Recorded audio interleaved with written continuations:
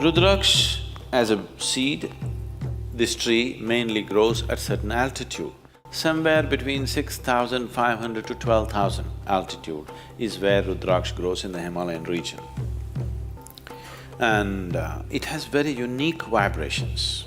So person who is constantly traveling wears a Rudraksh so that he has a cocoon of his own energy, that the outside energies does not disturb him. He has we call this a kavacha. You know what's a kavacha? It's more like a cocoon. For people who are in family and social situations, the best thing to wear is always the fire-faced Rudraksh. It is best that it is given to you by somebody who knows what it is. Simply buying it off the shelf from in some shop and wearing it is not a good thing. Normally, the Rudraksh that you find here is always sourced through… There are families who have been dealing with Rudraksh for thousands of years, the same family. They hold it as a sacred duty. It's not just business for them. There's another seed called Bhadraksh, which grows extensively in the northern plains of India, which is a poisonous seed, which looks exactly like this. And especially for the Western tourists in India, now we are making very nice plastic Rudraksh, which looks wonderful, better than this, but it's plastic Rudraksh, okay? So, it is best that it is always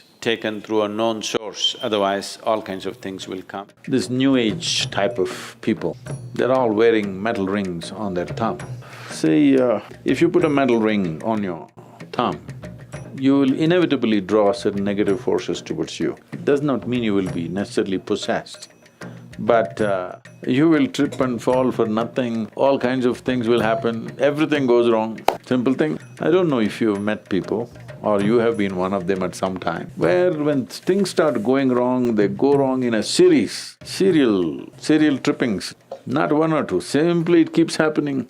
Everything goes wrong from small things to big things, simply because they would have attracted certain dimensions of energy, which is not conducive for doing anything in the world, but it could be conducive to do something else. Only those who want to do occult practices would wear a ring on the thumb. But today, either out of ignorance or fashion, once you put metal on the thumb, you're inviting this. There are hundreds of people who think they are possessed and all this, and we just tell them, you come and sit in the sphere of Dhyana Linga, because there are occult dimensions to Dhyana Linga which just nullifies all this. They go out completely free because the occult dimensions are taken care of in the Dhyana Lingam area. One Paurnami or Amavasya, when things are more receptive for you, just one day, just sit there and go.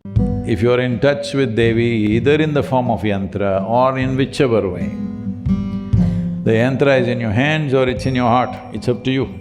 Once you are wrapped in the energy that we are referring to as Devi or Bhairavi, after that, energy is turning negative for you doesn't happen. So, if you just make sure you are eating the right kind of food, you're keeping your system well, the chances of you getting messed up because of some other energy or something should be completely out of your life.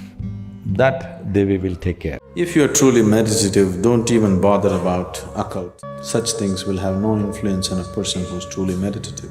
If you know at least a little bit of silence in you, at least few moments of silence in you in a day, you don't worry about occult. Such things cannot impact a person who knows the stillness of his inner being.